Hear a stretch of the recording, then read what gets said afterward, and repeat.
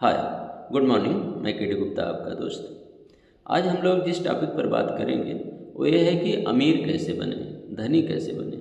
रुपए की ज़रूरत इस ज़माने में जितना है लोगों को, ऐसा कभी भी नहीं थी और आगे आने वाले समय में इसकी महत्ता बढ़ती ही जाएगी।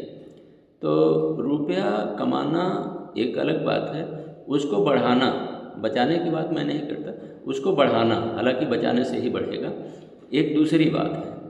तो हमें ये देखना है कि रुपए को कुछ लोगों ने हमारे ही समय में अच्छे से बढ़ाया और आज वह लोग अमीर हो गए। इनफैक्ट हम आगे के लिए रोड मैप तैयार करें या सोचें कि हमें क्या करना चाहिए, उसके लिए हमें पीछे इतिहास पर नज़र डालना बहुत ज़रूरी है। आज हम जिन 3 असेट्स की बात करेंगे जिसमें मैं समझता हूँ कि इन्वेस्ट करके लोग अच्छे पैसे कमाए, वो तीनों असेट्स हैं। एक तो है प्रॉपर्टी, और दूसरा है शेयर बाज़ार, और तीसरा है बिटकॉइन। हालांकि तमाम और भी रास्तों से लोगों ने पैसे कमाए, जैसे उनकी बात ना ही की जाए, बेईमानी से या फिर किसी को तकदीर से मिल गई, इनहेरेंट प्रॉपर्टी मिल गई, हम उसकी बात नहीं करते। हम इस चीज़ की बात करते हैं कि पिछले 30-40 सालों में किसी व्यक्ति ने बहुत मामूली सी शुरुआत 5-10 हज़ार की नौकरी से शुरू करके अगर आज वो 5-10 करोड़ बना लिया है, तो हम समझते हैं कि उसने अपने हिसाब से अच्छा प्रगति की और अमीर हो गया। 5-10 करोड़ वाला व्यक्ति हमारी निगाह में निश्चित रूप से अमीर है। तो पीछे देखते हैं तो पहला तो यह है कि जिन लोगों ने उस समय में प्रॉपर्टी में निवेश किया, उन लोगों ने बहुत अच्छे पैसे कमाए। प्रॉपर्टी चाहे वो बड़े शहरों में निवेश किया गया हो, मुंबई, दिल्ली, चेन्नई या बंगलोर, एनसीआर, जहाँ भी, लेकिन उसमें एक महत्वपूर्ण बात ये थी कि जिन लोगों ने शहर के आउटस्कर्ट में, सवर्ब में इन्वेस्ट किया, थोड़ा बहुत जो भी, वो प्रॉपर्टी के दाम आज बहुत बढ़ गए। इसका ये हुआ कि 1990 के बाद जब भारत में उदारीकरण और ग्लोबलाइजेशन जैसी चीज़ें आई, तो देश का बहुत तेज़ी से विकास हुआ, और विकास हुआ तो शहरों का विकास पहले हुआ, और वो जो भी आउटस्कर्ट में बाहर की चीज़ें थी वो शहर के अंदर आ गई और उनके दाम कई गुना बढ़ गए। एक कंपनी है जो डीमार्ट राधाकृष्ण की, वो बाहर, शहर के बाहर ही अपने शोरूम खोलती है और बाद में वो वहाँ तक शहर का विस्तार हो जाता है, और वो कंपनी बहुत ज़्यादा पैसे इस तरह से भी कमाई। हालांकि दमानी जी ने शेयर बाज़ार में भी बहुत से पैसे कमाए, लेकिन प्रॉपर्टी से बहुत पैसा लोगों ने बनाया।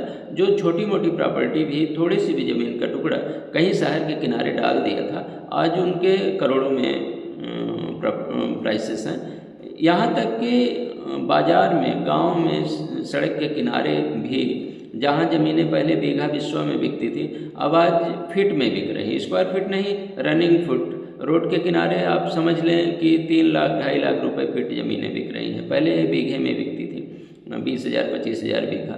तो अगर किसी ने भी कोई बड़ी प्रॉपर्टी डाल दी या छोटा मोटा 1-2 बिस्वा, 10 बिस्वा भी डाल दिया, तो आज वो निश्चित रूप से करोड़ों में है। कुछ लोग जो बहुत बड़े लोग थे, उन लोगों ने जैसे चेन्नई के एरिया में, मालाबार, महाबलेश्वर एरिया में बड़ी बड़ी प्रॉपर्टीज खरीदी, एकड़्स में खरीदी, आज वो सब की सब फीट में बिक रही हैं। तो जिन लोगों ने इस एक असेट क्लास में आज से 30-40 साल पहले पैसा लगाया, वो निश्चित रूप से आज करोड़पति हैं और हमारे हिसाब से वो धनी हैं। इसी समय तमाम लोगों ने, तमाम मेरे मित्रों ने भी एनएससी, केवीपी और बैंक डिपॉजिट्स में पैसे लगाए। आप जब बैंक डिपॉजिट, एनएससी, केवीपी में पैसे लगाते हैं तो आप निश्चित तौर पे जानते रहते हैं कि आप एक निश्चित रिटर्न के लिए वहाँ गए हुए हैं। पहले तो 10-12% का रिटर्न था, अभी 6-7-5% रिटर्न के लिए हैं। वहाँ पर आप किसी तरह के मिरेकल, किसी तरह के करिश्मे की उम्मीद नहीं कर सकते कि ये आप जो 1 लाख 2 लाख रुपया यहाँ पर लगा रहे हैं, ये 20 साल 30 साल के बाद आपको करोड़पति बना देंगे, ऐसा नहीं होने वाला है। इनफैक्ट अमीर बनने के लिए जो सबसे महत्वपूर्ण बात है वो ये है कि आपको एक व्यू लेना पड़ता है। आप कौन सा व्यू लेकर के चलते हैं। व्यू आपका गलत भी हो सकता है, सही भी हो सकता है, लेकिन जब तक आप कोई व्यू नहीं लेकर के चलते तब तक गलत सही होने की कोई बात ही नहीं आती। प्रायः तो लोग चल रहा है वो सोचते ही नहीं, लेकिन जिसने भी थोड़ा सा दूर सोच करके देख करके थोड़ा सा सोचा और उसने कहीं पर इन्वेस्ट करने की सोची, कहीं पर नई चीज़ में जाने की सोची, वो अगर उसका व्यू सही हो गया तो निश्चित रूप से वो अमीर हो गया। शेयर बाज़ार में एक कहावत है, हालांकि अभी मैं शेयर बाज़ार में बाद में आता हूँ। शेयर बाज़ार में एक कहावत है कि बुल्स विन बियर्स विन। आप बुल हैं तब भी जीत जाते हैं, आप बियर हैं तब भी जीत जाते हैं। बुल का मतलब जो तेजड़िया है, तेजी में विश्वास करता है। बियर का मतलब है जो मंदड़िया है, नीचे जाने में विश्वास करता है।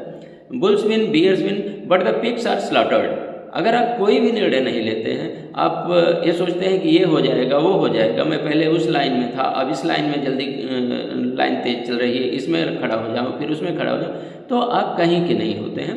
तो पिग्स आर सर्टेनली सॉर्टेड। और जो लोग इस तरह का कोई भी व्यू नहीं बनाए, जो भी जैसे चल रहा है चलते दिए, वो निश्चित रूप से आज स्लॉटर्ड हैं। आज वो कहीं नहीं है, उनके पास लाख में भी रुपए नहीं हैं। तो जिन लोगों ने व्यू लिया कि प्रॉपर्टी के रेट्स बढ़ेंगे, वो लोग निश्चित रूप से करोड़पति हैं, आज बहुत पैसा बनाए हैं। एक दूसरा जो सेक्टर है, एक जो दूसरा सेगमेंट है जहाँ पर लोगों ने पैसे बनाए, वो है शेयर बाज़ार। अगर किसी ने ये व्यू लिया कि हमें शेयर बाज़ार में बने रहना है, तो उसने बहुत अच्छे पैसे बनाए। इसमें तो स्टोरीज़ की भरमार हैं, हज़ारों स्टोरीज़ हैं, हज़ारों स्टोरीज़, जितनी स्टोरी बताइए उतनी ही कम है। और इसमें कोई 5 करोड़ 10 करोड़ की बात नहीं है, इसमें तो लोगों ने 100 करोड़ 200 करोड़ 1000 करोड़ रुपए बनाए। लेकिन जो भी व्यू लेकर के चले, अब आप समझ लीजिए कि जिन्होंने 1980 के आसपास, एक कहानी बहुत निकलती है नेट पर कि 80 के आसपास जिन लोगों ने विप्रो में 10,000 रुपये एक आदमी ने लगा दिया था, आज उसके 360 करोड़ रुपए हो गए हैं। जब ग्लोबलाइजेशन भारत में आया, उस समय किसी ने 1 लाख रुपए कहीं पर लगा दिया तो आज वो करोड़पति है। एशियन पेंट में किसी ने 1 लाख रुपए 1995 में लगाए होते तो आज 9 करोड़ रुपए हो गए। पिडीलाइट इंडस्ट्री में 1 लाख रुपया लगाया होता तो आज 7.5 करोड़ रुपए हो गए। इसी तरह इन्फोसिस इंडस्ट्री में एक उस समय, अब आप सोचिए, उस समय इन्फोसिस का रेट था 1 रुपये 80 पैसे, इसका जो शेयर प्राइस था 1 रुपये 80 पैसे, और आज 1600 रुपये इसका प्राइस है। बहुत बार स्प्लिट, बहुत बार बोनस, बहुत बार होने के बाद इसने समझ लीजिए कि 93,000 टाइम्स आपकी प्रॉपर्टी को बढ़ाया हुआ है। तो शेयर बाज़ार में तो बहुत सी कहानियाँ हैं, लोग जहाँ पर भी लगा दिए पैसे बन गए। ये नहीं, तमाम सी कंपनियां डिलिस्ट भी हो गई, ऐसा नहीं कहते, जो नहीं चल पाए। लेकिन जिन लोगों ने थोड़ा सा इस हिसाब से लगाया कि ग्रोथ देखते हुए जो कंपनियां ग्रो कर रही हैं, अगर वहाँ पर पैसा लगाए तो निश्चित रूप से उन लोगों के पैसे बन गए। एक निश्चित सी बात अगर आप मन में आज सोचें कि आप कहाँ से अमीर हो सकते हैं, पैसा कहाँ बन सकता है। आप क्या एनएससी के अभी में पैसा लगा करके बढ़ा सकते हैं? क्या आप करोड़पति हो सकते हैं रिटायरमेंट के समय? निश्चित रूप से नहीं हो सकते। प्रॉपर्टी वहीं पर बहुत मिरेकल करेगी, वहीं पर पैसे बहुत ज़्यादा बनेंगे जहाँ पर कि आज रेट्स लीस्ट हैं, सबसे नीचे हैं। जो शहर के आउटस्कर्ट में ज़मीनों के रेट बहुत ही कम थे, आज वो बहुत बढ़ गए। इसी तरह आज से 30 साल बाद आप देखेंगे कि जो रेट्स बहुत कम थे शहर के बाहर, वहीं पर जिन लोगों ने निवेश किया, सस्ते में लिया, एकड़्स लिए, वही ज़मीनें आगे 20-30 साल में अगर वहाँ पे एयरपोर्ट बन गया, सड़क निकल गई, 6 लेन निकल गया, या कोई नए तरह का डेवलपमेंट हो गया, तो उनके रेट्स ही बढ़ जाएंगे। और फिक्स असेट में लगा के हम निश्चित रूप से जानते हैं कि हमें 6% बैंक दे रहे हैं और 6% का ही इन्फ्लेशन है, तो हमारे पैसे तो वहीं के वहीं रह जाएंगे। क्या एक आंकड़ा है कि पिछले 200 सालों में शेयर बाज़ार ने इन्फ्लेशन को हटा दें तो 6.5% का रिटर्न दिया हुआ है, और अगर इन्फ्लेशन को 4-5% ले लें तो 11-12% का रिटर्न, जो एक क्यूमुलेटिव रिटर्न काफ़ी दिन का है। काफ़ी दिन का मतलब कि 100-150 साल। इंडिया का तो आंकड़ा है नहीं, अमेरिका का आंकड़ा किसी ने निकाला था, तो अमेरिका में ये आंकड़े उपलब्ध हैं। तो हम पाते हैं कि लॉन्ग टाइम में, लॉन्ग ड्यूरेशन में शेयर बाज़ार सबसे अच्छा रिटर्न देता है। इवन आज के दिन में अगर आप बहुत रिस्क नहीं लेना चाहते और म्यूचुअल फंड्स हैं जो कि लोगों की प्रॉपर्टी को, लोगों के पैसे को मैनेज करते हैं, आप किसी म्यूचुअल फंड में पैसा लगाते हैं। जैसे एक पुराना म्यूचुअल फंड इंडिया का है HDFC फ्लेक्सी कैप, प्रशांत जैन ने मैनेज किया इसे बहुत दिनों तक। 1913 में अगर किसी ने 10,000 की SIP शुरू की होती तो ये आज काफ़ी बढ़ गया है। और एक दूसरा आंकड़ा हम लेते हैं कि अगर कोई व्यक्ति नई नौकरी पाता है और 10,000 रुपये की एक SIP चलाता है, 35 सालों तक मान लीजिए चलाता है, और 15% का रिटर्न आता है उस पर, जो कि थोड़ा ज़्यादा है, 13-14% का भी रिटर्न आएगा। 14% का भी रिटर्न लेंगे तो 10 करोड़ रुपये बन जाएंगे। तो एक इस तरह से हम फिक्स के बजाय उन सब चीज़ों में जा कर के कुछ पैसा बना सकते हैं। एक तीसरी एसेट जिसने बहुत तेज़ी से पैसा बनाया वो है बिटकॉइन। इसमें किसी ने पैसे लगाने का सोचा ही नहीं, जो भी जाता उधर तो सोचता कि सरकार क्या करेगी, कैसे होगा, ये पैसा कहाँ जाएगा। आप एक समझ लें कि जिन लोगों ने 2010 से ही आया तो, या थोड़ा और पहले ही आया होगा, 2010 में एक बिटकॉइन की कीमत 2.5 रुपये थी और आज इसकी कीमत 43,23,000 रुपये है। ये 50 लाख तक भी गया था।